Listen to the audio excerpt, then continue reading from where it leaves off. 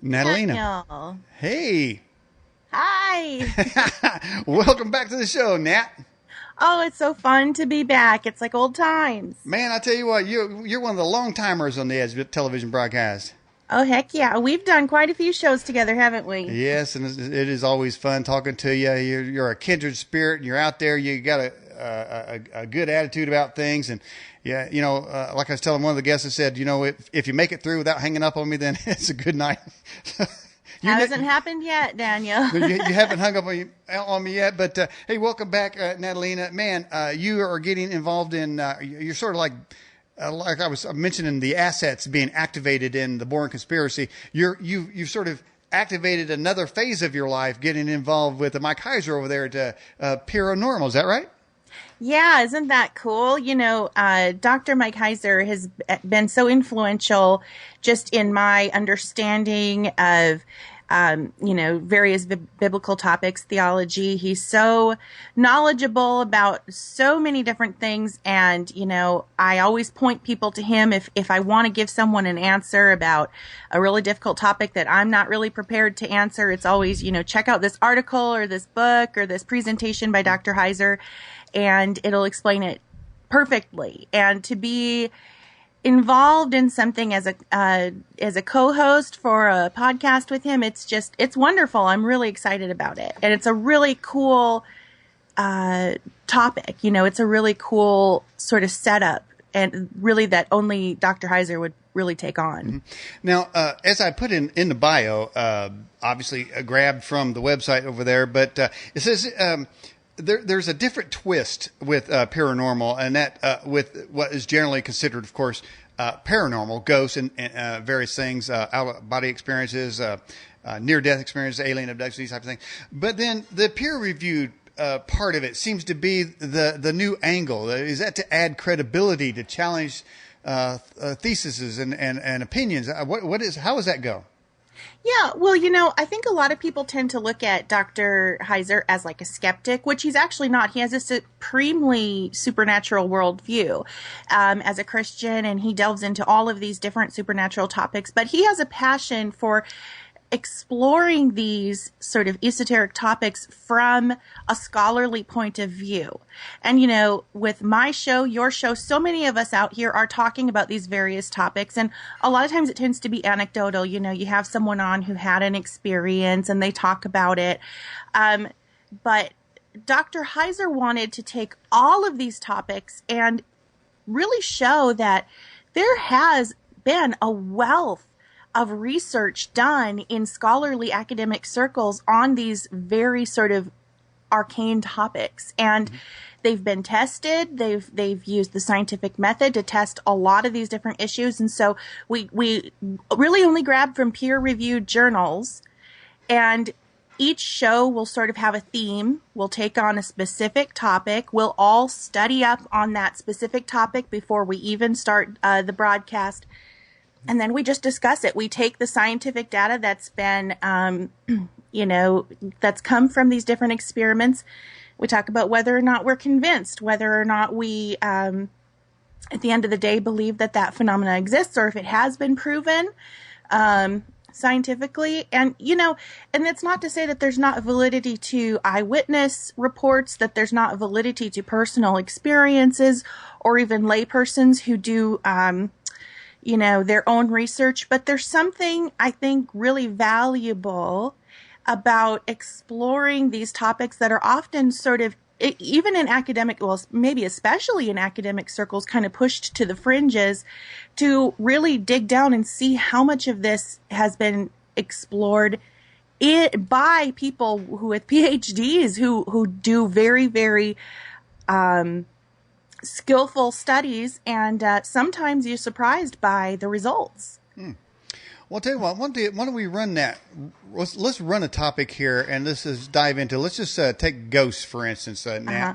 And let's get a little bit on you on that. Now, have you ever witnessed any ghost activity? Yeah, I mean, yes, I have had my own personal experiences, and I'm convinced that there is whether you want to call them ghosts or demons or whatever, I've experienced the paranormal firsthand when it comes to that just from my own observation, I've seen stuff, I've heard stuff that I cannot explain. So, and for those of us who have had experiences like that, we're convinced, right? We've been there, we've seen it, we've heard it. But it's difficult for me to just sort of tell my story and then have somebody who's a skeptic or who's an academic or whatever believe my story just on my anecdote alone. But yes, I have had an experience. Let me try something here. For those, of course, as you know, Nat, we've got people watching the show. Some people are watching or listening on TuneIn Radio, and others are watching and doing the chat. But for those directly in the chat, anybody that's in there that can hear what I'm saying, just write in there, yes or no. Have you seen any ghost activity in your life? Just a quick yes or no. Anybody in the live chat, and we'll see how many yes and no's comes in there. There's yes, yes, yes. Are you watching the chat, Nat? No, okay. I can pull it up though. Okay. Yes, yes, yes. Yeah. Wow. They were watching the show. That's great. That was a test. Wow, Grandma. We got Grandma on the live chat says she's seen a ghost. Wow. I think people would be surprised how many people have had their own experiences with things they can't explain. Clearly the edgies have. Yeah, I see. Me Too says yes, demonic, and Tony says fallen angels, demons. So, Tony, are you saying that we're using just the moniker of a ghost? But I guess we could use that too as well. So, wow, right off the bat there. See if Jade, are you in? Jade, the moderator, have you seen one? Put a yes or no in there, and then wow, that's right off the bat there, Nat, and the percentage of people just in this one little group. Is almost everybody. Now, Jace, our moderator, said no. But now I have, so I put myself in the yes category. So for those who haven't seen a ghost, would they obviously consider those that have probably, say, an analytical mind would say, well, if you've seen a ghost, they used to use the old swamp gas or, you saw a shadow or so how would one peer review the fact that all these people have seen ghosts? Would that work in a court of law? The verdict of true, yes, there is a ghost? Well, it would really depend on the results of the studies, right? Because essentially what we're looking at here is a scientist who takes on the topic, will say, are ghosts real? Now, they would have to set up some sort of experiment that would have certain scientific rigor involved to test the theory, and then they would publish their results in a journal. And so, a scientific journal. And then what happens is these publications, before they even go out to the scientific community, they're reviewed by other scholars who are part of that community. And they determine whether or not that was a valid test, whether or not it was carried out by scientific standards and that type of thing. And if it meets all of those standards of all of the peers of the original scientist or the original scientists, if all of those standards are met, then that publication written by the original experimenter is published in a scientific journal. So to say whether or not it would pass muster really depends on what the results of the experiment ended up being. Yeah. Now, Clee in the live chat said it's called prima facie evidence in court. I guess that would mean multiple eyewitnesses in that particular case. Now, of course, I need to clarify. I haven't seen a ghost, but I've seen direct evidence of what, for any other purposes, would be considered ghost activity. EMP, electronic voice phenomena. I have seen that. I've seen meters activated. I've seen things move. So, but as far as actually seeing a ghost, so I would say mine is more like I've seen the effects of something that is not seen, and I would just give it the classic moniker of a ghost. Yes. Yeah. And so what we're trying to do with Peeranormal is to, there are so many programs, as I said, like yours, mine, others out there that talk about these anecdotal experiences. And what we're trying to do with Peeranormal is look at just the very specific scientific data carried out in a very specific way and I don't know. We haven't taken on the topic of ghosts yet, so I don't know what is written out there in peer-reviewed journals about ghosts. It seems like a topic we will probably take on in one of our future episodes. And if that's the case, Mike, as somebody who is part of that scientific community, who is part of academia, who has access to all of these journals, he would find these publications, and then he would have us read them and we would discuss them.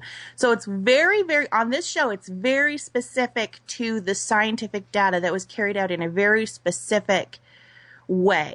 So like if, for example, we would not be focusing on like if somebody who is part of a paranormal investigation team goes into a haunted house or a supposedly haunted house with EMF readers and infrared cameras and this type of thing. We wouldn't be looking at necessarily that type of data. We would be looking at specifically things from peer-reviewed journals. And it's not to dismiss any of these other things, but it's kind of just to hone in on what the academic community has discovered about these topics. And the reason is really to sort of further expose the fact that it's not just us weirdy fringer people who are looking into this kind of stuff. Really respected scientists and academics out there are looking into it as well and have written a wealth of information about it. All right, Tony in Louisiana has this question. Have you or do you guys plan to deal with portals?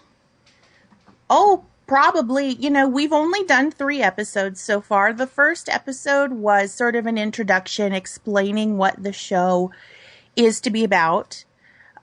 We have done an episode to show that Dr. Mike has a bit of a sense of humor. We did take on the topic of psychic pets, which actually ended up being a really interesting episode that it probably shouldn't surprise you that it was sort of my idea.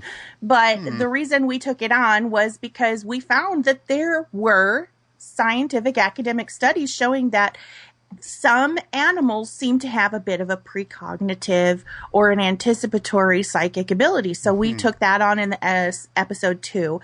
And because I should really add, because this is super duper important, because Dr. Heiser is a Christian, we take on all of these topics, not only from a scientific point of view, but also through the biblical lens. So we try to merge those things. Okay, if science proves that pets are psychic, then how the heck do we deal with that from a biblical point of view? So it kind of has 2 sides to the show. And then we just published one today that we recorded very recently that was about EVPs, electronic voice phenomenon. So that's how far into it we've gotten so far. I personally think it's really interesting. Speaking of psychic animals, I don't know if you're watching the show, but in my background there is a cat.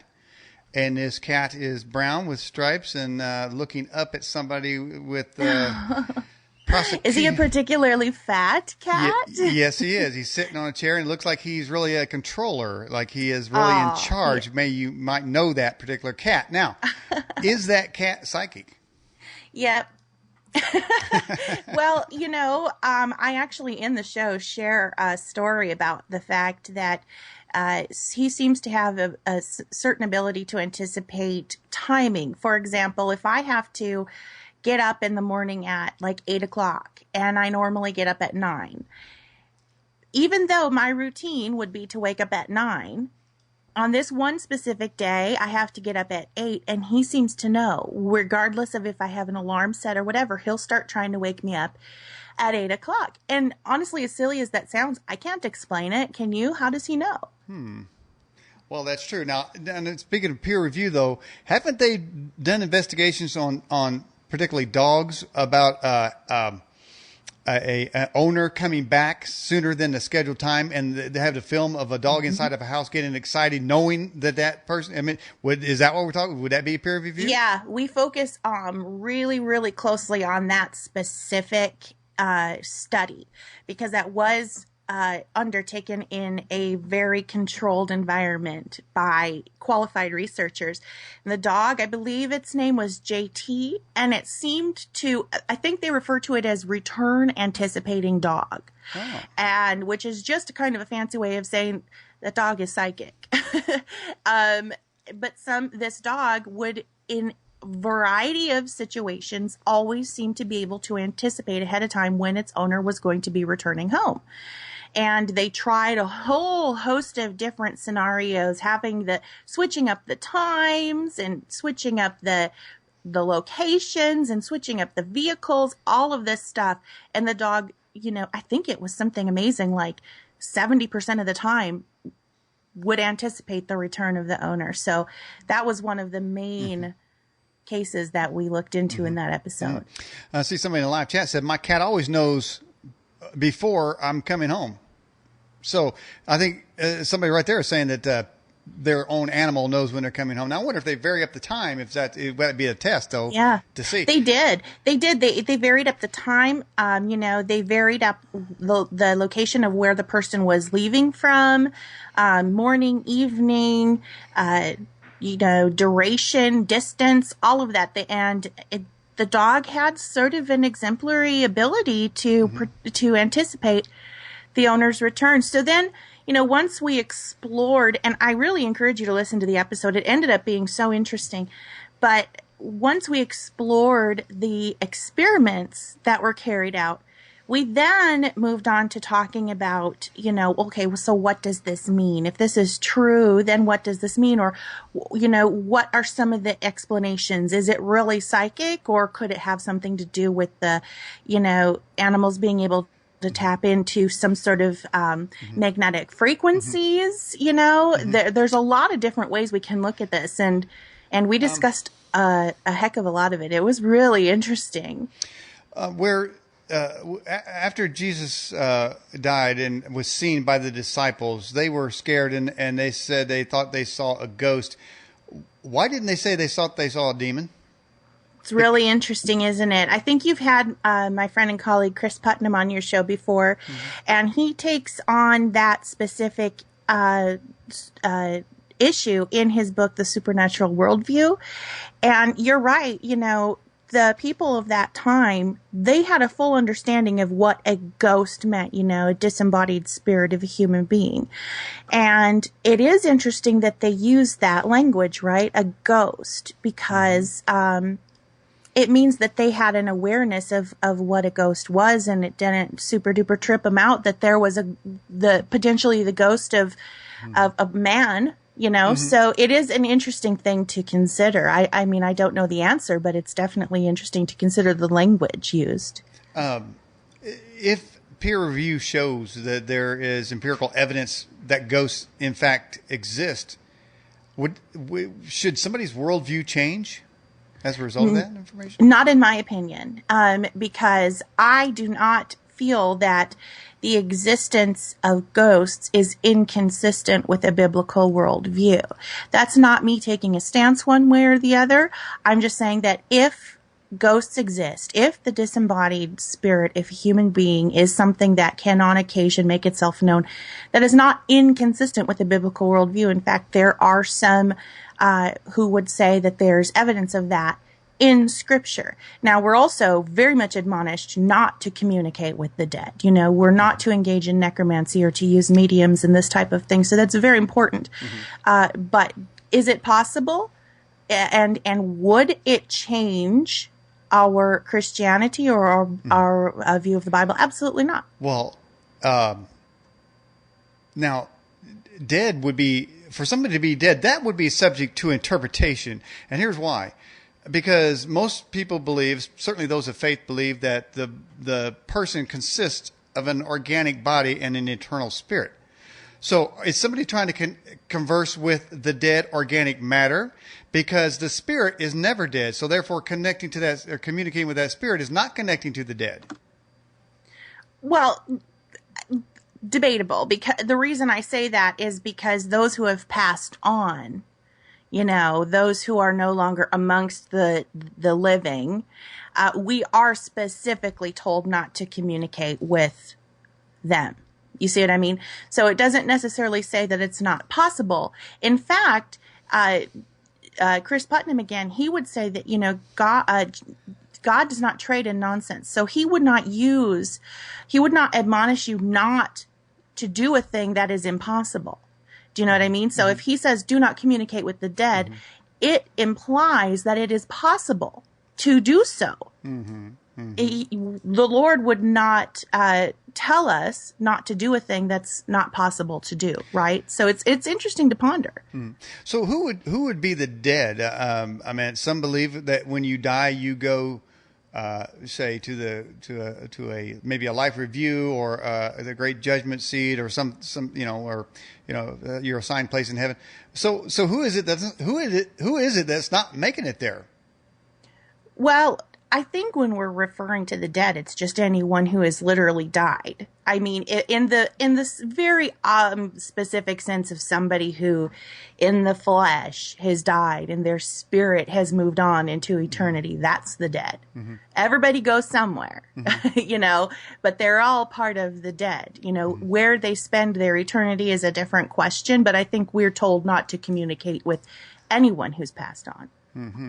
Now, to me, that seems like a technicality. Passed on seems to be an all-encompassing, both the organic part of the person and the spirit. I wouldn't mess with any of it. It's all considered necromancy. And it's not that I'm making a case for it, but I think in peer review, should not we ask the most difficult questions that may challenge our own beliefs and our own dogma?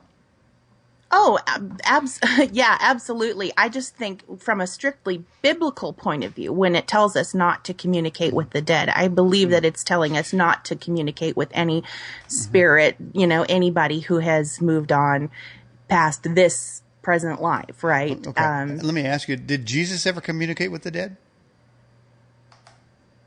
Well, Jesus himself went into, heaven. He went into Sheol.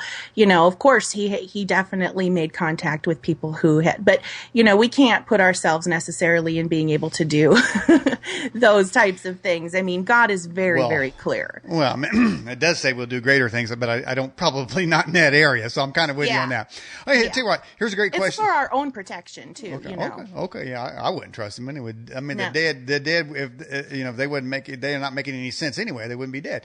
All right. Yes. So here's a question from this name is tripping me up out of the live chat. Bad dabbing. Hopefully I got it right. But anyway, it says, Nat, have you seen or picking up info about an uptick in demonic activity, particularly in the last 6 months? It's interesting because I have looked at this, not necessarily in the last 6 months, because I've been very, very preoccupied with some family stuff. So I haven't been paying as close attention as I would have liked to, or as I have done in the past. But I have written about this sort of increase in apparent evil. And, a lot of you would remember the different quote unquote, zombie attacks, people called it, but it was the guy who was accused of being on bath salts. And there was a whole bunch of different incidents that happened right around that same time. And it seemed to sort of signal an increase in really creepy behavior like that. I think prophetically we would expect to see that, but yeah, I have definitely observed an increase in apparently demonic things, or things that have the appearance of the demonic. It's a scary world out there, isn't it? Carefully dabbling into the area of politics, there seems to be a spirit of lawlessness from many parts of our own government, and that term, spirit of lawlessness, it seems like it's emblematic of a last days thing that would take over, but that particular term has been the hue and cry for many countries for thousands of years. Is the spirit of lawlessness. You wonder how some countries, particularly in the Middle East, I don't even know, do they even grow grass there? I never see grass or trees there. I don't even know how they eat. I don't know where do they have the food cater in? I mean, you look and it's just bomb. So I mean, the spirit of lawlessness, but now it's here in this country here. So is it that the spirit of lawlessness or anarchy or chaos, is it being, as far as an uptick? Because now it seemed that at least some years ago, the government was a standard for, say, good and decency, but now it seems to be the exact opposite. It's pushing indecency and chaos. In fact, I think you can go to the Department of Homeland Security's own website or Immigration Service website, and it tells illegal immigrants how to bypass U.S. laws. So our own websites are telling people how to avoid getting caught violating our laws. It's almost an insane thing. It's a Twilight Zone thing. So that spirit of lawlessness, you think that is fomenting this uptick of evil in this country? Well, sure. I mean, we are told throughout Scripture that lawlessness and wickedness will increase, as we approach the last days. And I think we're definitely seeing that. And, there's nothing so significant and I mean, maybe I will get some criticism for this, but there's nothing so significant about the United States that we should be exempt from this lawlessness, from this wickedness. We're all human beings, and we're all part of this world that is approaching the end days. And Matthew 24:12 specifically says that because lawlessness is increased, most people's love will grow cold. And I think that's really what we're seeing. It's not just that these bad things are happening, but also I think it's how we're responding to them. So many of us will sit at our computers and we will watch these things unfold. The people getting shot by police officers getting killed by citizens. And we'll just sit and watch videos of this happen, and it almost doesn't even affect us the way I think it should. I can't personally watch those videos. I'm not trying to watch somebody die. But it's so, because it is just so devastating to me to see, my heart breaks. But so many people are able to see it and just with almost a callousness and a coldness and not be affected by it. And, kind of not realizing that these are our fellow man out there, whether they're the person being attacked by a police officer, whether it's the police officer being attacked, whatever the case is, whether it's a homeless person who's being mocked on the street, whatever the case is, it's not just that these things are happening, but it's also our response to it that I think is indicative of lawlessness and wickedness. Speaking of that, I guess I wasn't finished with my political statement. In this last week, the president's daughter is on videotape twerking and smoking dope. Should we criticize her for that? Well, I think we can criticize her from the standpoint of anybody who says that someone's behaving in a way that's inappropriate. I would certainly think that that's inappropriate behavior for any girl of her age. I think she's still quite young. I guess I don't know what her age is, but yeah, I think it's okay to criticize. I do think, however, that we have to be kind of careful, especially as Christians, because as Christians, we don't want to hurt anybody. We willfully hurt anybody. We have to remember that she's still a young girl, and just imagine what it would be like to be in the public eye in that way and to live in this way that is so unfamiliar to any of us, really. We don't know what that life is like. We don't know how oppressive that life is. We don't know how privileged that life is.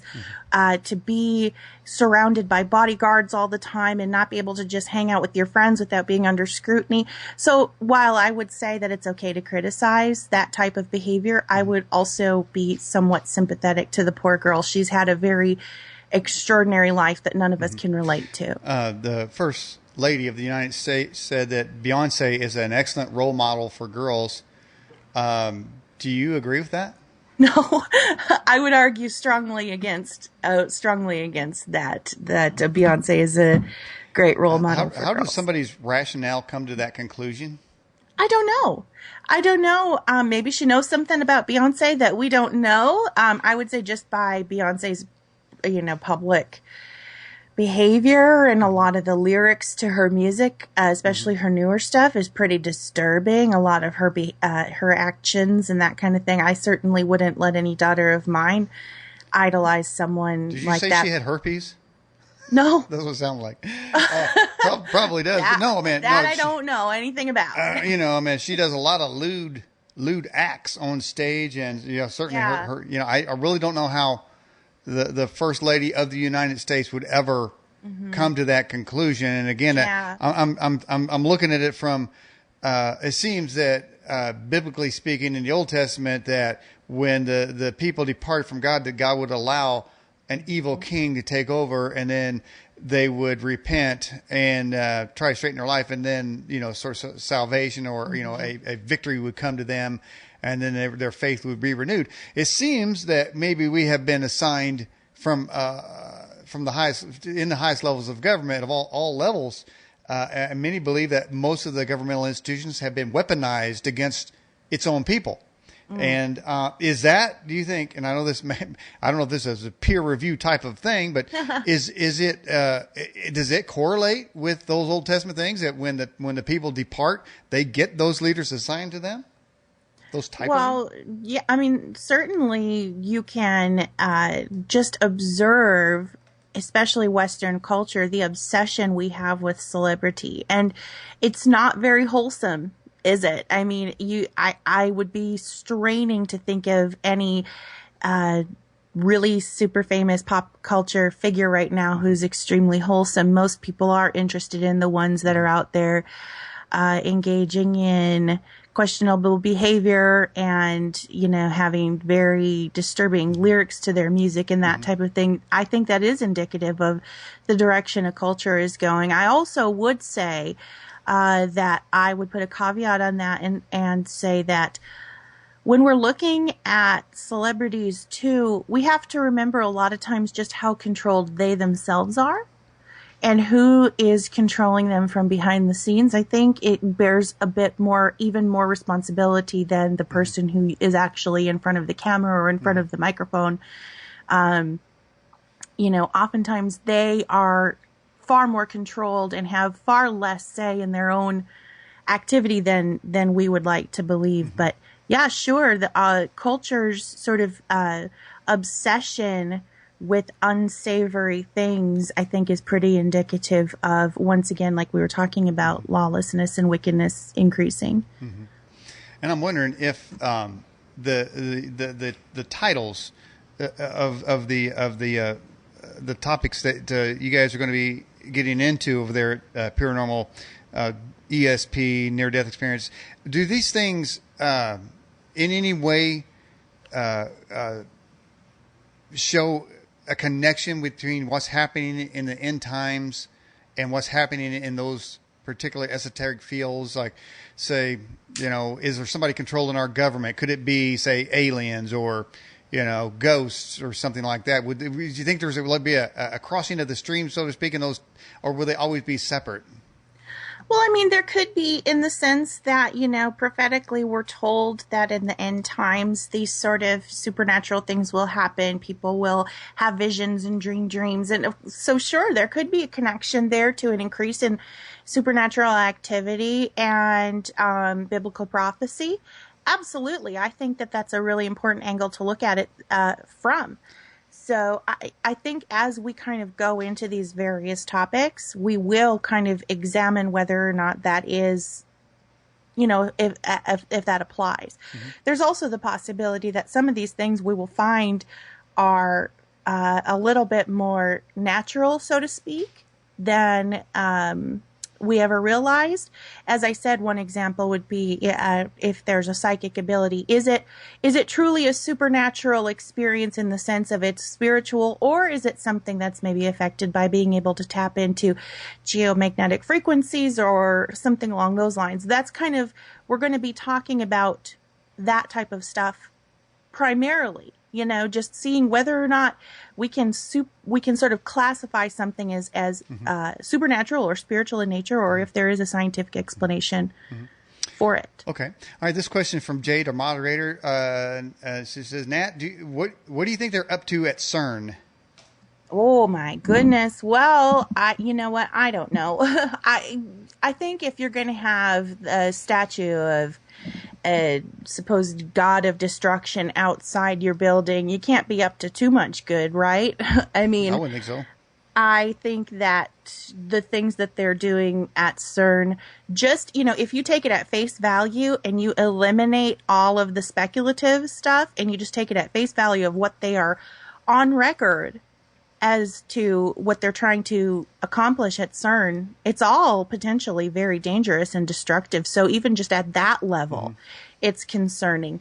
But then you take it to, is there an ulterior motive? Are they trying to open up black holes? Are they trying to delve into other dimensions? That type of thing. I feel like probably nothing super good is going to come out of it. Okay, I'm going to ask the unasked question that I see is a thread of conversation going on in our live chat. Natalina, is Michelle Obama a tranny? I don't think so. I'm sure that everybody out there is going to argue with me on that, but I don't think so. I think that she is a woman, and I think that I've seen all of the evidence and all of the videos that everybody has put out there showing that she might be. But I've also seen just as many videos debunking it. And I just personally, I see no compelling reason to believe that she's a man just because somebody has broad shoulders or is super tall or has biceps. She I wouldn't mess with is her. On record as working out, a lot and this type of thing. I don't see any compelling reason to think so. But beyond that, I just don't think, even if she was, I'm not quite sure why it would matter. Would it change our view of what Obama's stance is on progressive politics? Not really, So I don't think so. And on another issue, as I started in my ranting points today before the show, there are multiple pictures coming out of people having to assist Hillary Clinton stand up or walk up stairs. Obviously, her yoga schedule didn't really help her out because she said she deleted her yoga schedule, but I guess she must have quit going after that because now she can't even walk upstairs. Do you see her as fit to be a leader? Well, I've seen all of these videos that you've mentioned and all of these pictures that have been discussed about sort of showing that Hillary Clinton might have some neurological issues at minimum, and it is concerning. I mean, certainly, especially if somebody is suffering from some level of dementia or something like that, it does call their ability to make, leadership style decisions. It calls that into question. I would say that because I am a Christian and because I am told to love everyone, including my enemies, I will pray for Hillary Clinton and pray for her health and pray that, she can overcome whatever it is that's troubling her. It doesn't mean that I'm hoping that she becomes the president, but, I have compassion for anybody who's struggling. The connection, I guess, that could be to Peeranormal would be whether or not, I guess Illuminati certainly would come in a conspiracy theory. So then, UFOs is not a conspiracy theory, neither is alien abduction. These are things that people say are happening. Conspiracy theories indicate that there's some attempt to deceive by a group of people for unknown purposes. But based on that, many claim that the Illuminati. So is that a type of subject that will be peer reviewed in over there at Mike Kaiser's place? I think maybe we would get into a very, if we take it on, I think we would take it on very specific because we're sort of like honing in on very specific topics. So I wouldn't see there being a show like Illuminati. You know what I mean? It would be more, I could see us taking on something like mind control, which we could talk about Manchurian candidates and the breakdown of programming, things like that, whether or not that's a real thing, whether or not that's been studied. We would talk about it maybe from the standpoint of MK Ultra, things like that, things that are very, very specific. We wouldn't take on any really super broad topics because it would be very difficult to sort of scientifically test whether or not the Illuminati exists, So this show isn't necessarily saying that none of that is real. It's just that the goal is more single issue focused. And you mentioned earlier, Nat, that certainly yourself and you said Mike Kaiser is looking at things from a Christian worldview. Now, many would say that even asking questions or looking into these topics that are listed there, I'm sure that's not all of them, but in that one little short bio I've got, that a Christian has no business even looking into that. I mean, how do you answer a critic like that? I would say that is not accurate from this standpoint. If we are able to talk about the things that the world at large is experiencing and wondering about, if we as Christians can talk about these subjects and talk about them without fear, talk about them without hesitation, and contextualize them biblically, then I think there's a lot of people out there who have had experiences, but they just don't know what to do with it. You know what I mean? So they get involved in things like the New Age or the occult or something like that. They don't have a good context or grid for what it is that they're experiencing or for what it is that's happening to them. So there is no reason why a Christian should be afraid. In fact, I would encourage Christians to talk about supernatural things, because we, of all people, because of the nature of our faith, have a supernatural worldview. The entire Bible is nothing but one supernatural event after the other. So we should talk about it. Now, in our last episode where we talked about EVPs, which I'm sure everyone in the Edge audience knows what that is, but it's like if a ghost hunter goes into a place with a tape recorder or something and they just have the recorder running all the time, and then they listen to it after the fact and they pick up what sounds like a voice or something like that. And then it's, well, was this a ghost voice on the recorder?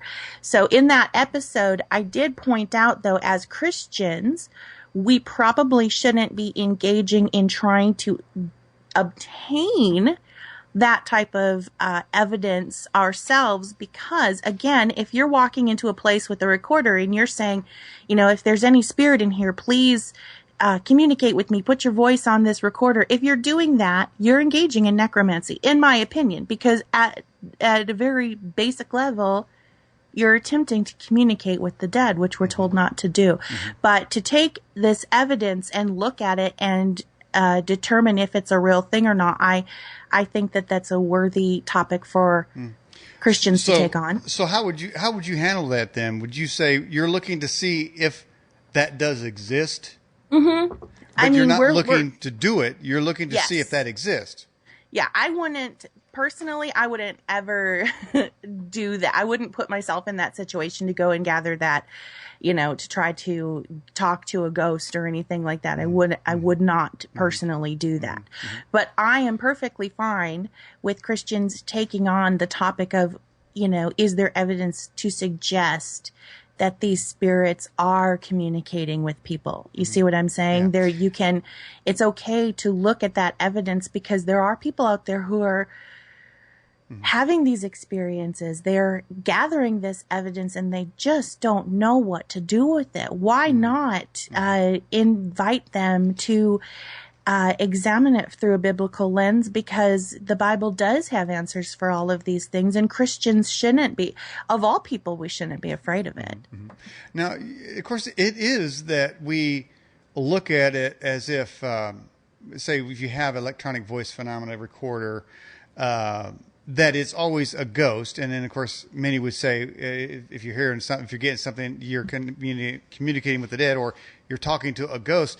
But isn't it that, looking at it from our own limited perspectives, for many believe that there are multiple universes, and how do we know? And for one, the specter of the Bigfoot, for many believe that is actually an entity that comes through portholes. And I see somebody referenced that question earlier. So how do we know that we're always talking to a damn demon or a ghost, and not actually talking to something from another dimension, which is not forbidden? I suppose we don't know. I would just caution anyone to put yourself in the position to take that risk. Do you know what I mean? I just wouldn't do it. And that's just my personal opinion. I don't think it would be wise. But would you allow for the possibility that, in fact, it's not neither a ghost, neither a demon, but, you know, we understand dimensions in the terms of the four dimensions, you know, height, width, length, you know, these type of things. But, you know, Einstein believed there were many others that we cannot see, and therefore there could be a whole range of things that exist, and it could be really an explanation for a lot of the mysteries that have been around for years.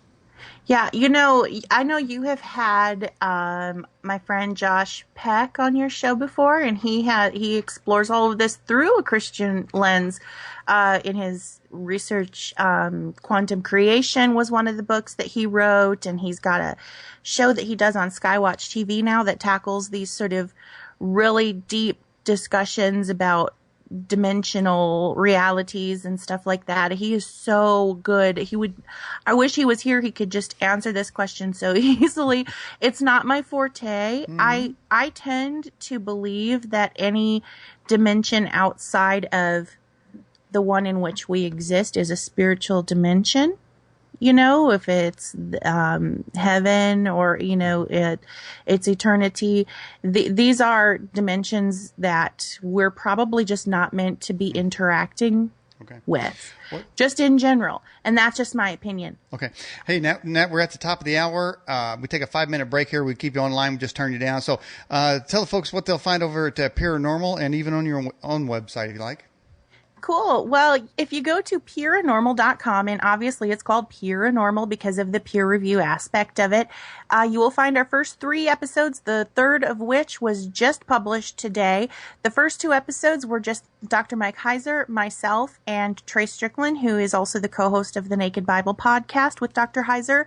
The third episode is really cool because you've got people like Brian Godawa, and you've got Doug Overmeyer of crc.com, and you've got Pastor Doug Von Dorn, and all of us discuss these topics. It's really, really interesting. So go over to peeranormal.com if you want to listen to those 3 episodes. And over at my website, extraordinaryintelligence.com, you will be able to see like the archives to all of my personal podcasts. And I've been getting really lovey-dovey, touchy-feely on my show over there talking about grace and love. So if that's something that interests you, or you can check out all of my past archives, extraordinaryintelligence.com and Beyond Extraordinary Radio. Okay, and I have that in the background right now. Okay, now just stay on the line. We're going to turn you down, bring you back in about 5 minutes.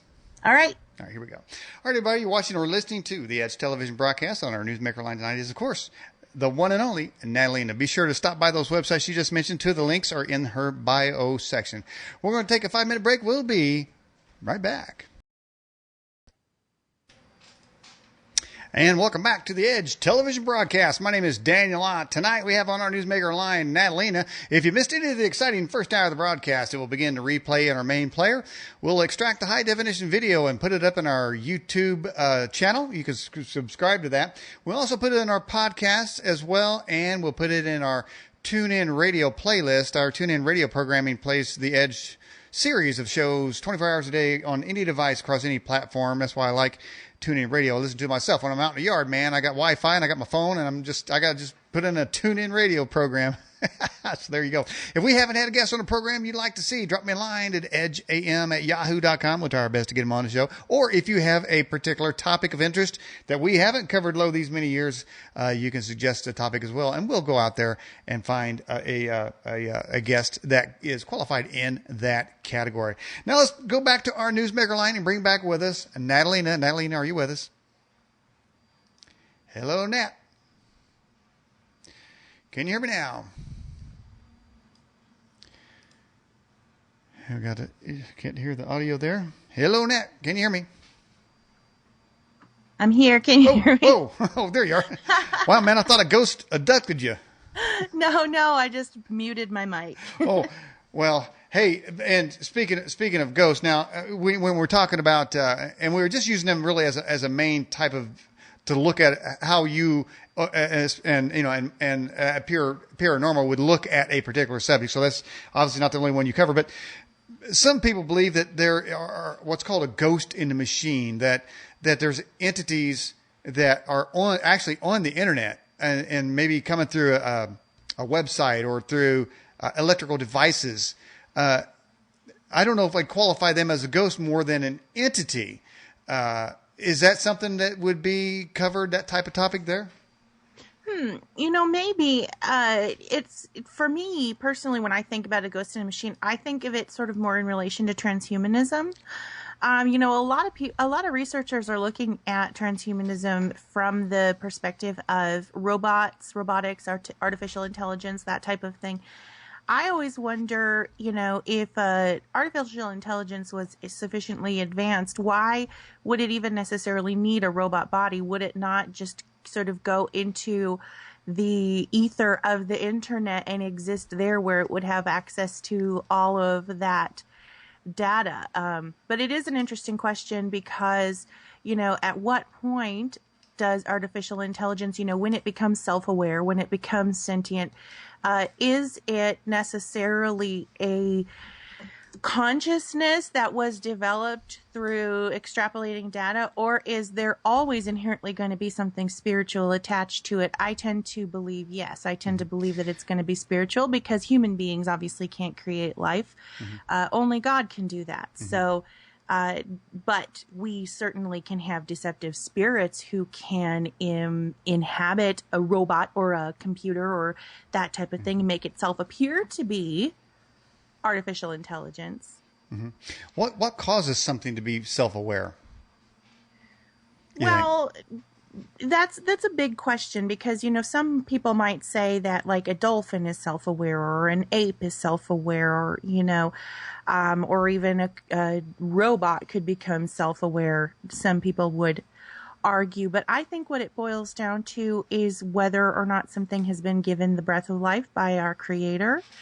And that is what is going to determine whether or not something is actually alive.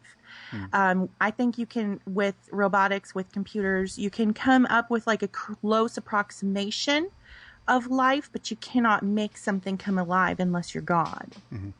That does seem to be one thing that scientists can't do, and that is create life. They seem like they can alter it in some way or fashion. Hey, now you got this question from the live chat from guest 293. It says, do you think some ghosts are simply energy imprints on the environment and aren't really entities at all?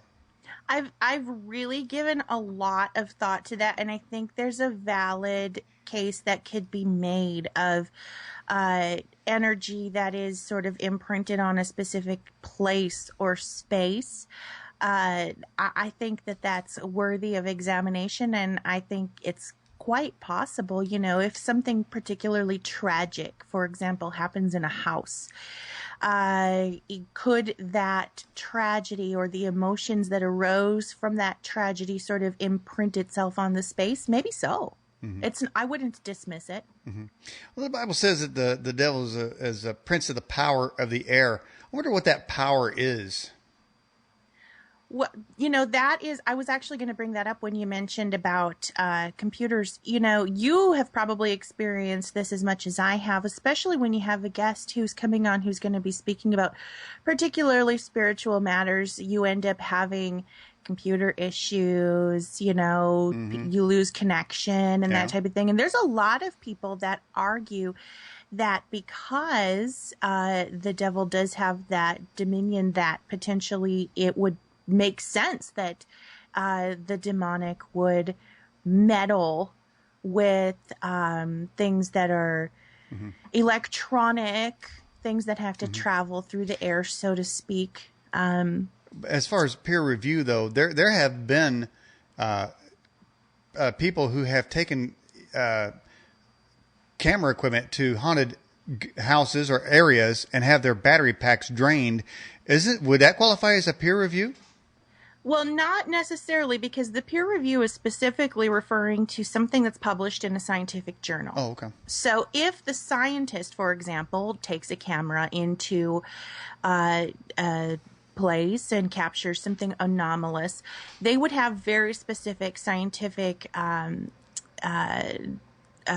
protocol to maybe compare it to someone else's video at the same time and examine whether or not it could be this or that. It would have to be a very strict scientific environment in which an experiment is carried out or multiple experiments are carried out. And then it is a journal entry is written up. These other scientists who happen to be peers of the primary scientist reviews it, determines whether or not the correct protocols were carried out, and then it gets published in a journal. So it would have to be a very specific experiment. I'm not really quite done with the dead thing in the first hour, Nat. An exorcism requires one And even the casting out of devils requires one to speak to the dead, right? Well, would a demon be classified as the dead? I don't think so. And Well, if he's I not dead, he also should would. be. If he's not dead, I'll kill him. So how about that? Well, I mean, he's a created entity. He's a created. Whether you believe that they're fallen angels, or whether you believe that the disembodied souls of the Nephilim, whatever it is that you classify a demon to be, it is not necessarily synonymous with a spirit of a dead person. And then I would still caution carrying out lengthy discussions with a demon who might be possessing someone. You see a lot of people like, in the Catholic Church where they'll have these huge rituals where you'll say to the demon, tell me your name and, where are you from? And so a dead guy, so a dead person is not a demon in all cases. In fact, it can be just a person who's not gone to another realm. That's the question. And there's actually, again, I'm going to go back to Chris Putnam because he has done so much research about this, but he'll be able to tell you that the word demon doesn't necessarily mean an evil spirit. It just refers to a spirit, a spiritual entity. So there is a question about the language there too. It's not my number one area of expertise. Well, I just remembered a quote from the movie Doom with The Rock in there. They were killing these zombies, and he said to his guy, "This time when you kill the dead, make sure they stay dead." And then that's the problem right there, Nat. The dead don't want to stay dead. They've got to know they can't come back here. But nobody wants them back. I don't want them back here. No, I don't either. Especially, I think especially if you consider, eternity and, if you go on to heaven and that type of thing, why would you want to come back to this sick old place? Ooh. Well, that could be that some people say, well, you have a mission. And that is a lot of people say that when they go to the other side, let's say they had a near-death experience, which is something that you guys are obviously going to cover, that they many times hear that they have unfinished work here. Yeah, I've heard that too. Unfinished business, I don't know. But that's not, you can't really quantify that, can you? I mean, as far as a peer review? That's something that you can't quantify. I mean, all of that's going to come down to personal anecdote. And so we would probably stay away from that kind of thing. Again, not dismissing its potential reality, but we would sort of, in that program, we would stay away from things that can't really be proven in a scientific environment. I don't know if this is one of your topics of coverage. I know it comes up occasionally on the Edge broadcast about why bad things happen to different people. Say, somebody gets sick or maybe a car crash. Why does one person live and one person doesn't? And maybe they have seemingly comparable lifestyles, and there seems to almost be a selection process. I mean, I don't know if you want to. I know that your dad has an illness. Have you talked about or thought about that particular angle of it? Say why he even has an illness. Yeah, well, I mean, there's so many ways to look at it because sometimes people get sick because of something that they've personally engaged in. Unhealthy behavior. The flesh is weak. You bring it onto yourself. You make yourself sick. In other cases, there seems to be no explanation why a person gets sick. We know that this flesh is dying. Our flesh is dying from the moment that we're born. That's just a fact. And I think that what helps is to remember that the bad things that happen to us, I think we're so quick to blame God and say, God, why did you do this to me? Why have you allowed this to happen?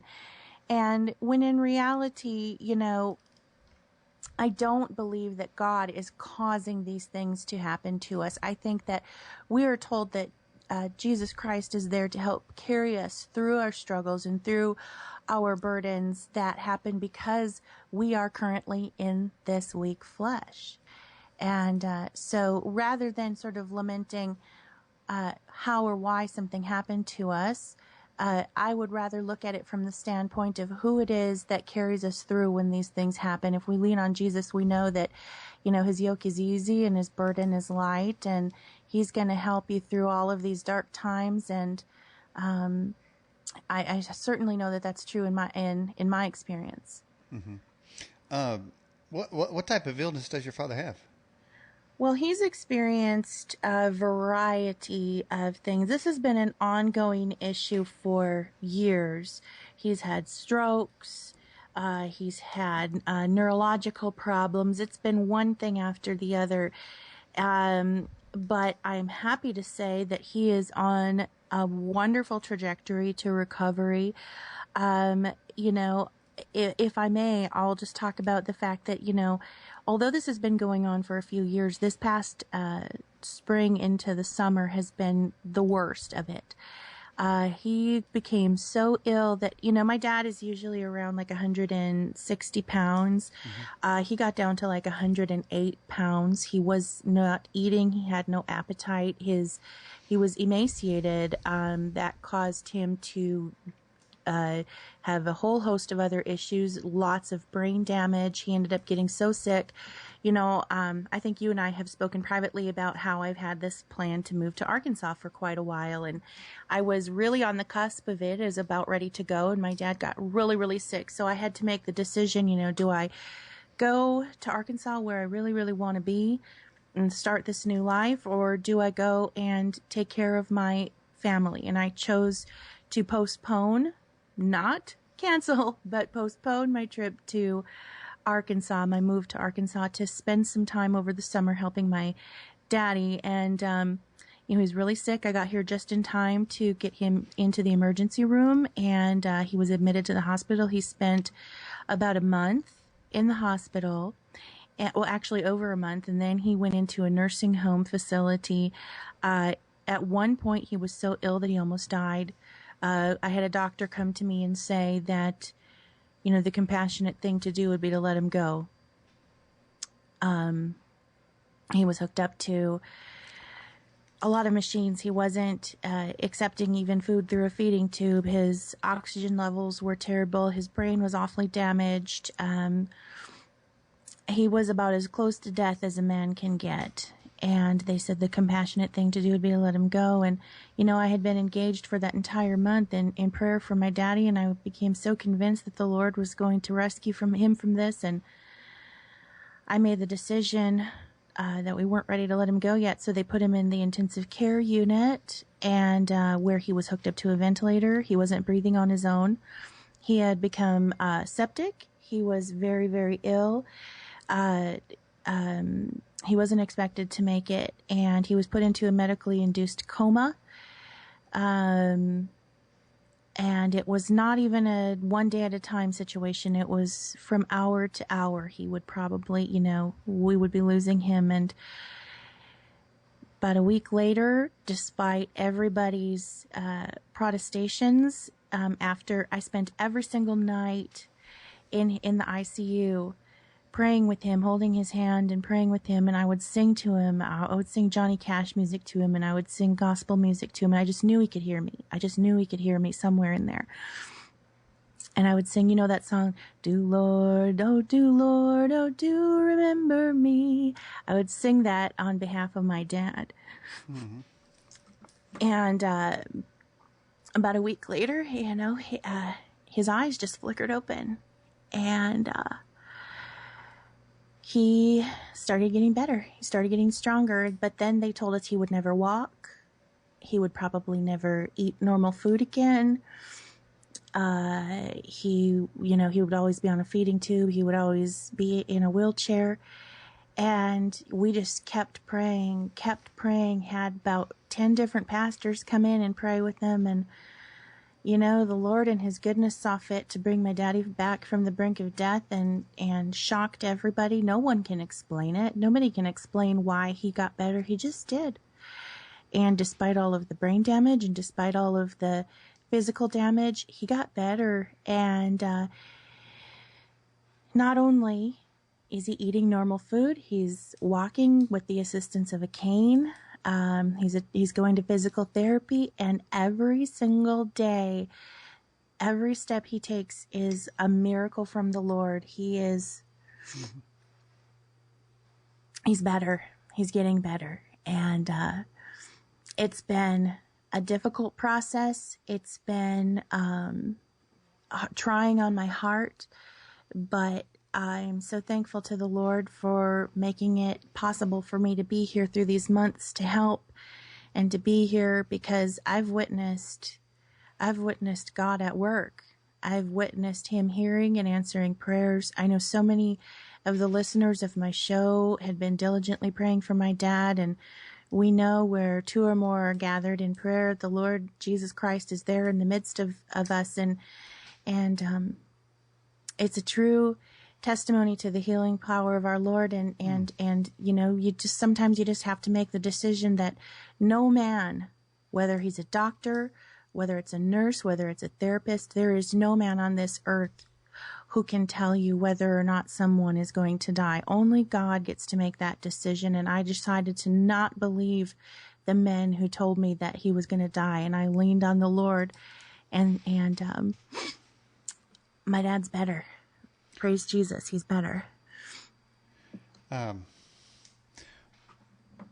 Obviously, through this, you've learned and seen firsthand the power of God. So I would say that somebody in our audience is probably going through something like that. And, you know, so would your message be then just hang in there and really don't believe the naysayers and have faith even to the very end, no matter what? Hang in there and trust God. Trust that he hears every single prayer. He hears you as you cry out to him. He doesn't wish that we would feel alone in these situations, and don't give up.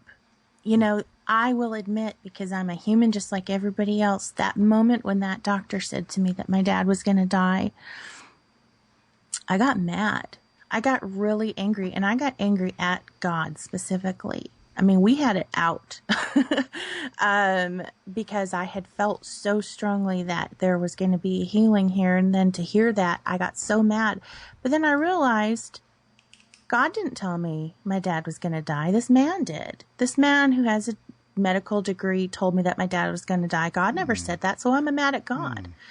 I chose to believe this man over what the Lord was showing me, and so I got over it, and I continued to trust in him. And you know, just be encouraged. Be encouraged that the Lord does hear your prayers. And I wrote a couple of days ago, I wrote an article on my website, and I would love to just have people take a look at it. It's called 500 Steps, and it's specifically about the situation with my dad. And it's meant to be an encouragement for everyone out there who is either personally struggling or who loves somebody who is ill or who is struggling in any number of ways, to just not give up. Never give up. Never give up, because the Lord never gives up on a single one of us. Well, that's a good lesson right there. Well, Nat, I guess that would be also maybe a topic, you know, because it sounds, I mean, you didn't say it, but I mean, from the damage that you said was done, I mean, that almost seems like a near-death experience without, say, you know, the without flatlining, but so many things happened that brought your father near death. But yet somebody else was holding the reins and brought him back. And, you know, I mean, I had, you know, I think I discussed this on another show, you know, a near death experience, you know, like in a car crash situation, you know, and it can go either way. And I guess, you know, the scripture is true that says, you know, the time is appointed. Now, I guess we need to fight it out until the end, because we don't know when that time is. And I wonder if you had agreed with the prognosticators, the purveyors of death, if you had agreed with them, then would that have been the time that was appointed?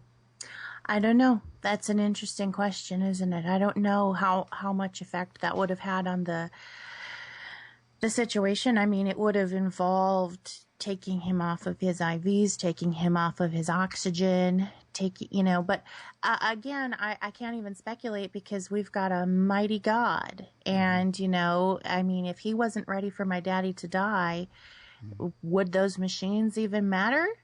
Probably not. And so but I think that it is a really good point that only God can determine these things. There's going to be men who try to say that you have an expiration date on you, and that's not true. Only God determines that. And what we're called to do is to continue in prayer, continue in faith, and lean on Him.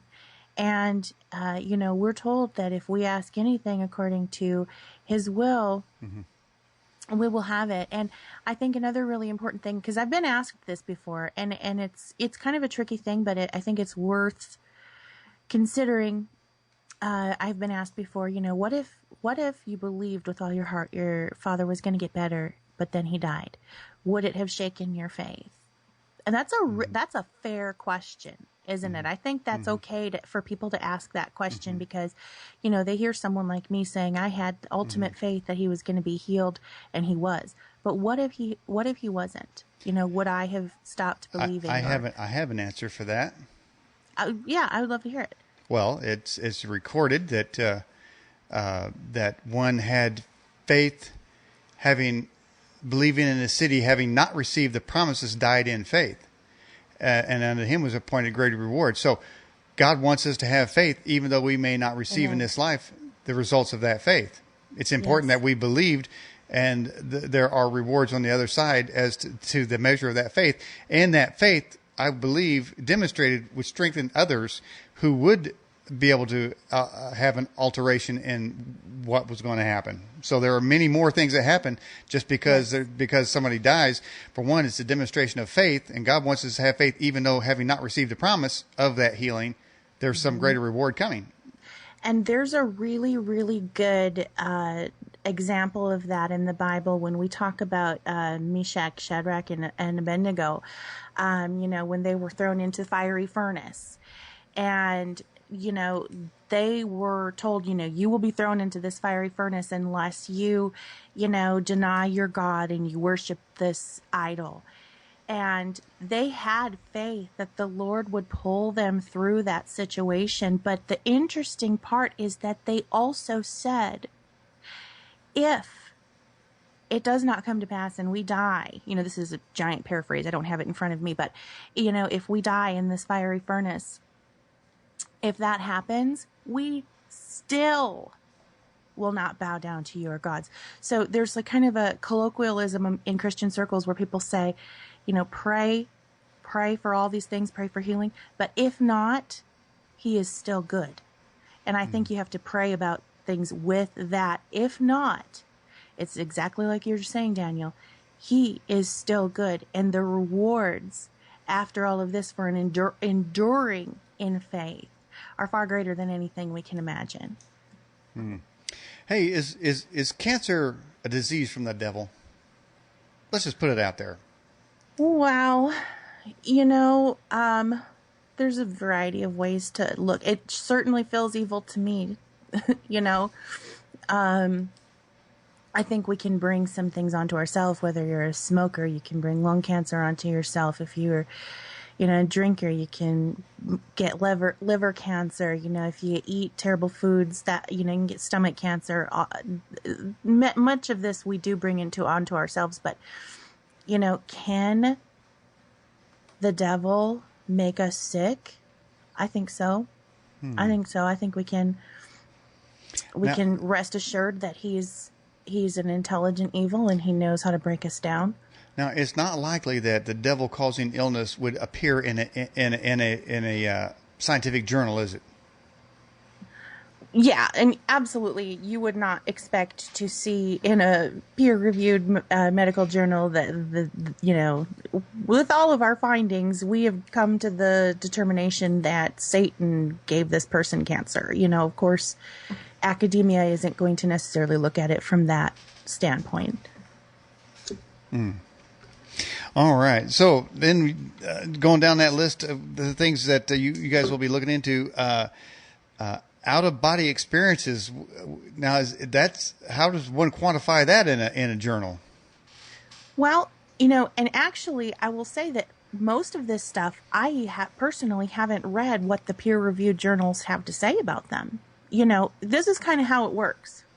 So we decide on what the topic is going to be for a particular show. If we decide that the topic is going to be EVPs, then Dr. Heiser, because he has access to all of these scientific journals, he will find maybe 3 or 4 compelling journal entries that have been peer reviewed, and he will have all of those of us who are participating in that show read and familiarize ourselves with the data from these experiments. And then we'll discuss it. So any of the topics we haven't discussed yet, I have not read the peer-reviewed research on it. I want to know if you guys are going to get to shadow people. If there's peer-reviewed research about it, we might. I don't know. That's my topic suggestion, man. You'd be surprised. I mean, you'd be surprised what kinds of things the scholarly world, which is just sort of this world that most of us out here don't have access to, actually a lot of it we do have access to. We just don't know how to gain access to it. Their experiments and their findings. But you'd be surprised the kinds of things that they have done real research into that has been peer reviewed. I mean, you take anything from near-death experiences to remote viewing, all of this stuff. They've looked into it. They've run experiments, and it doesn't necessarily mean that the results of their experiments are going to be the affirmative. Sometimes, the consensus will be, this is bunk. We can't prove it, Is it possible that Obama's a clone? Well, I did not listen to your last episode with Mr. Basiago, but I have heard him speak before. And I know that he's got some interesting theories about Obama. I can't remember if he thinks that he's a clone, but I know that he's into the time travel and all of that stuff. But, probably not. Well, that's my uneducated commentary on it. Well, man, yeah, I mean, he said that he went to a jump room with Obama and went to Mars. I remember that. He also said that he went and saw the crucifixion of Jesus Christ. But see, that's not too far-fetched, because we had Sherry Schreiner on not too long ago, and she said that she rode a giraffe into Noah's Ark. Holy smokes. Well, I'm just sitting here so grateful I haven't had to use an Orgone blaster for this entire episode. Well, you still have time to get one, so just maybe get 2 for the price of 1. I don't know. All right, here's a question for you. This is from guest 293. What are some symptoms of a haunted house or place? Well, I would say, like just the standard things: disembodied voices, footsteps, things seeming to move on their own. Now, how can a voice be without a body or something to project it? There has to be something there. It can't just be a voice flying around. It's a great question that I've wondered that myself. Is it energy? Is it a spiritual thing? It's a great question, worthy of examination. Well, I don't know. Well, I'm going to find out, because, man, I'm sure everyone has heard an occasional voice, and maybe you turn around and there's nobody there. So, yeah, I have. So, I mean, that's different than, say, necromancy. I mean, if something speaks to you, it's not like you contacted them. Somebody's trying to say something to you. Yeah, I absolutely agree. I think necromancy is very specifically you seeking out communication with a dead person. If something speaks to you, I mean, you have no control over it. I mean, it's not anything that you sought out. It's, it's about your intention, the condition of your heart. If you weren't trying to hear this voice and it just showed up, well, you can't be blamed for that. Do you think that the idea that humans have a soul or a spirit can be peer reviewed, or has been peer reviewed? It's been something that's been researched by the scientific community since, forever. Is there, I remember reading this book. Oh, the title of the book escapes me now. It was written from a secular point of view, but it was talking about the, quote, afterlife. And it was so fascinating because it talked about all of these scientific studies I'll put scientific in quotes there, but all of these studies that have been done throughout the years to see if the soul has weight, if it has mass, if it can be measured. They've gone so far as to like take a person who's on the brink of death and put them on a scale, and then when they die, see if their weight changes, something like that, to see if it is a material thing or if it has mass. But now, wasn't that done, though, and they created a movie called 26 Grams? I don't think I ever saw that. They said, and I think it's a scientific fact that the body loses 26 grams of weight when it dies.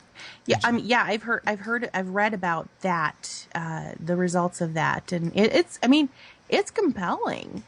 Something seems to change at the moment of death, and is that the soul departing the body? I don't know. Maybe is it just breath escaping? I don't know, but it's interesting. It's compelling.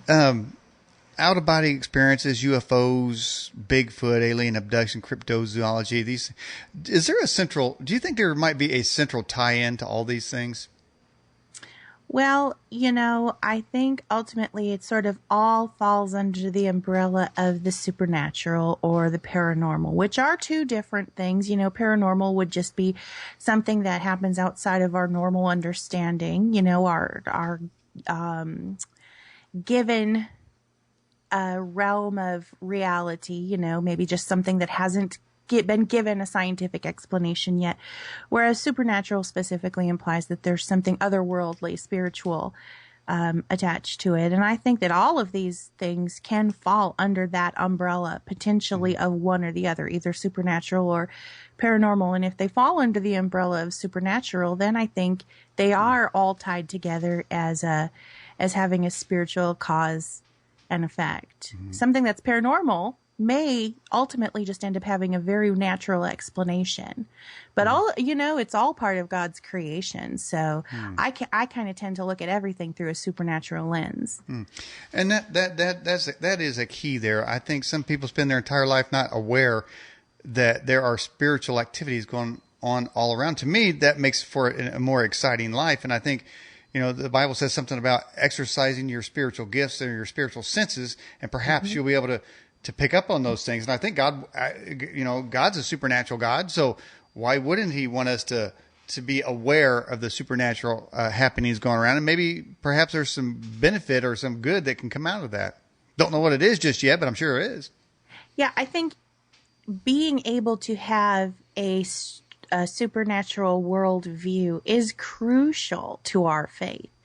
I think that there's a lot of people who have sort of this, they may claim to be Christian or they may claim to be spiritual, but they're very quick to dismiss anything that has any sort of supernatural thing attached to it. I think that's, well, it doesn't follow, really. Like I said, you read the Bible from cover to cover and you're going to be inundated with one supernatural thing after the other, including the very creation of our world and the very creation of us and the very God that we serve. And all of it is supernatural. So it kind of doesn't follow to me people who don't sort of have that supernatural appreciation or supernatural worldview and still claim to be Christians. That's not meant to be judgmental, but it's very difficult for me to understand that philosophy. I once knew a woman who had a house that was haunted, and she went to a church, and they said, we don't deal with that kind of thing. And went to another church, and they said, you probably need to see a doctor for some help, meaning mental help. If that same person came to you, what would you tell them? Well, it reminds me of this anecdote. This happened to me specifically. I went to a wedding. Actually, this was the rehearsal dinner for the wedding, and I was in the wedding. I was maid of honor. And I sat down and was speaking to the pastor. And there's always, when it's something, you know as well as I do, when you do what we do, with our radio shows or whatever, there's always going to be that moment where someone says, so what is it that you do? And you can say, oh, well, I'm the host of a radio show. Oh, well, what is it about? And ultimately, you kind of have to say, well, heck, I talk about supernatural, ghosts, aliens, and you're always going to kind of get that, you know what I mean. Yeah. But I was speaking to this pastor, and he was curious about it, and I kind of explained to him what it is that I do and what it is that I'm interested in. And He said to me, I have had an encounter with what I would call a ghost personally in my life. And it scared me because I didn't really know what to do with it. And he said, I've never once spoken about it from the pulpit. I've never once spoken about it to my congregation or the parishioners. I've never spoken about it really inside the church community because I don't know what to do with it. And not to say that every pastor should devote every sermon to ghosts or anything like that, but I think it is unfortunate that the religious community is afraid to talk about these things, because whether or not they talk about it, this stuff keeps happening. People keep having experiences. They keep seeing things they cannot explain. And if we can't give them that biblical lens or that Christian grid through which to explore these things, then they're going to go look, and you know what? The world is full of people who want to try to give you answers. The New Age community has 800 million different explanations for all this stuff that they want to give you, and occultists can tell you all kinds of stuff about it. But when you come into the Christian community, a lot of people seem very, very tight-lipped about it. They don't want to touch it. And if somebody came to me, and it does happen. It does happen. People reach out to me and say, I've had this experience and I don't know what to do with it. I would tell them to pray about it.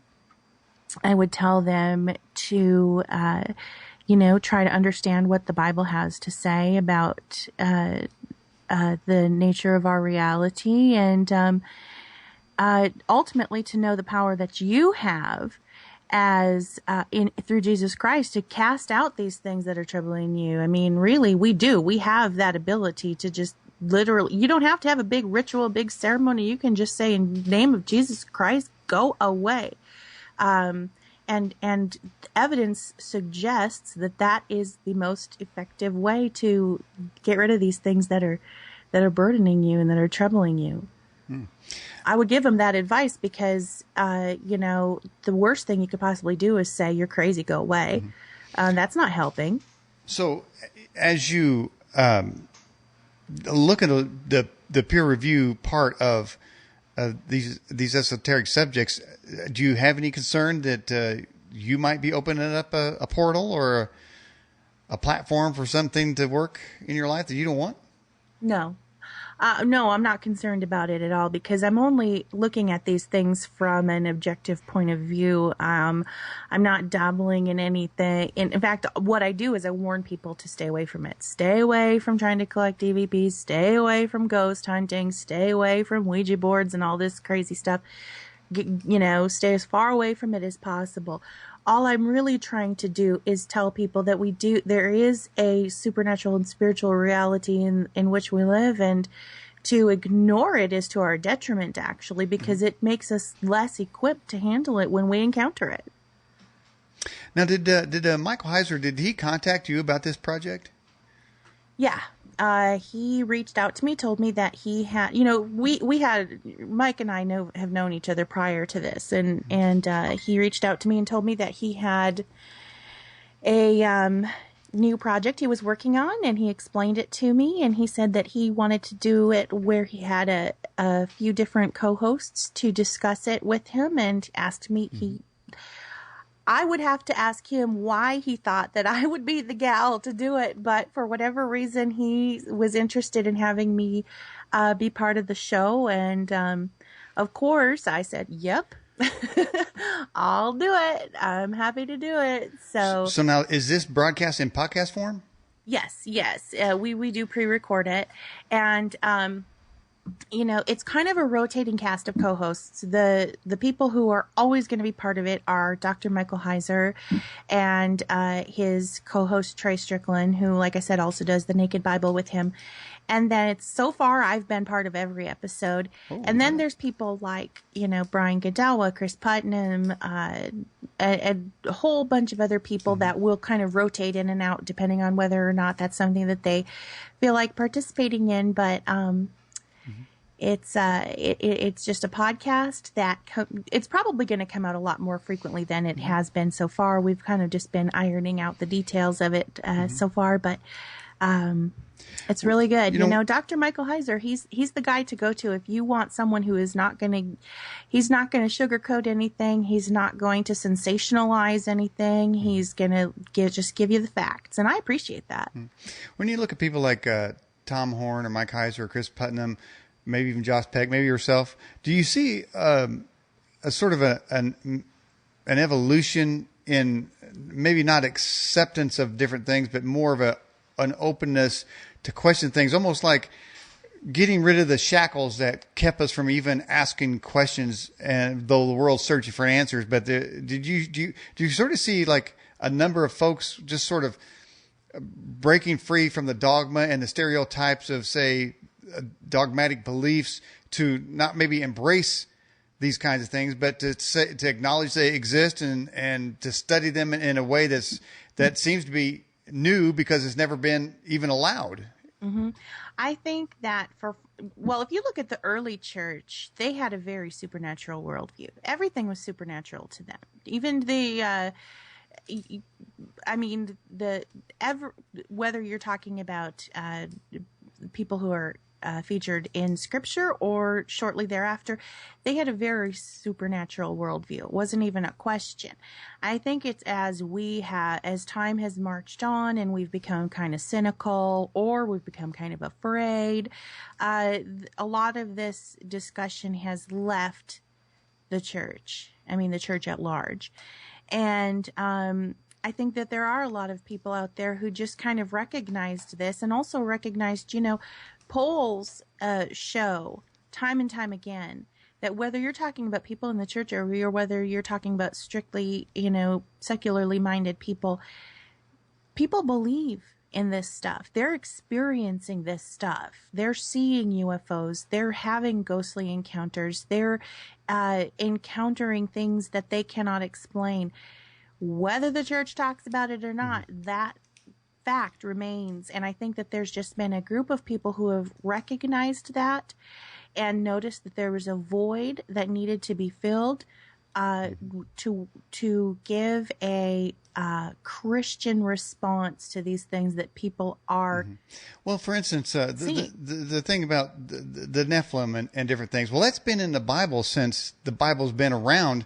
Yet it seemed like it's like a revelation almost, And of course, now there's most everybody has heard about it, and there's a lot of people writing books about it. But 20 years ago, it's not even people not even aware. So isn't it that these things have always been there, yes, but it's been no use to the organized church? Yes, I think that's true. And I would put a caveat on that to say that I really would caution people to become too absorbed in this kind of thing. I think balance is really necessary. For example, if you take somebody who was attending just a little church, 50 years ago or whatever, and they never heard of the Illuminati, they never heard of Nephilim, they didn't give a thought to this, but their faith in Jesus Christ was true and pure, and they believed the gospel 100%. Their life and their faith life is not damaged by not knowing or understanding these things. If that makes sense. I think that there is a certain line that some people cross where they become obsessed with these fringe type topics. And I always caution people to be careful not to go there. I have had to caution myself on that because, and this is why a lot of my shows lately have been more strictly about encouragement and love and grace and this type of thing, because I myself had to sort of pull myself a little bit back from going too deep and to remember that Scripture tells us to focus on things that are true and pure and lovely. And, we can get a little too deep into this stuff, I think. I think I've watched a lot of what has taken place in the quote-unquote Christian truther community, and I see people that are getting so wrapped up in these topics that they become passionate about that they kind of lose sight of what really, if you're calling yourself a truth seeker, you're calling yourself someone who is interested in the truth. Well, Jesus Christ is the way, the truth, and the life. That's the truth that really ultimately matters. So it's great to look at all of this stuff, and it's great to speculate, and it's good to be aware of it, but don't lose sight of your first love. Don't lose sight of the only truth that actually really matters. Where the Bible admonishes one to be prepared to answer every man. I know it says every man for the hope that lies within you, but could that also mean that one should be prepared to answer a seeker on these other subjects as well? Yes, I think that is one of the primary reasons why we should, those of us who feel called to do so, that we should educate ourselves on these things, and we should be aware of this supernatural world in which we live, because there are going to be people who come to us with those questions, and we should be prepared to give a biblical defense of the nature of reality. It's wonderful for us to be aware of these things for that very reason. Absolutely. Okay. Well, now we're getting near the end of the show here. I'll give you another chance to talk about both of your websites and Peeranormal. If you like to, you go right ahead. Well, Daniel, this was such a fun thing. It was so cool for you to ask me to come on your show. I've been missing you, man. And we always have a good time and a good discussion, and it's edifying discussion. Go over to peeranormal.com. That's PEER normal.com, where you can find, as I said, the first 3 episodes of the show, and maybe bookmark that, subscribe to it. You can also, if you just want to know what little Natalina is up to, you can go to extraordinaryintelligence.com. You can find the archives to all my show, lots of blogs, thousands of blog posts. If you're looking for something to read, extraordinaryintelligence.com has tons of stuff for you over there. And then, Natalina, she surely does like to make jewelry. So this website, this podcast, this blog is my primary job. But as most of us know, it's not very lucrative. We don't do it for the money. So to kind of supplement my own income, I make handmade jewelry at extraordinaryboutique.com. So if anybody wants something pretty, you might want to check that out. I have that your logo for that right above my head right now, and I can attest to the quality of the things you create. They're just beautiful, Natalina. Yes, you've been a customer of mine as well as a friend, so I love you for it. Oh. All right. Well, that being said, Natalina, can we have you back on the show again? I hope you do, Daniel. It's always fun. Okay. Thanks for coming on the program, Natalina. Thank you. God bless you. I love you, Edgies. Okay. Bye-bye. All right, everybody, that was Natalina talking about Peeranormal and what's going on over there. And there's a link, as you can see, Jay put that up there in the live chat as well, and it's in the bio section. Thank you, everyone, for your questions tonight. This show will begin to replay in the main player, and it will contain the ranting points if you'd like to listen to that again. But if you refresh your browser within 20 minutes, then you'll see the link to the YouTube. It'll play the YouTube high definition video of just the interview section part alone. That's just a little secret for those that like to rewatch the broadcast. Don't refresh your browser, and I think you can watch it in perpetuity, man. You'll just loop until the next week. Other than that, though, we'll put it up in our podcasting and our podcast it, and then we'll put it in our TuneIn radio player and our TuneIn radio programming. Well, that is it for tonight. We'll announce next week's guest on the website. Just check back with us. Daniel Ott for The Edge. Bye-bye.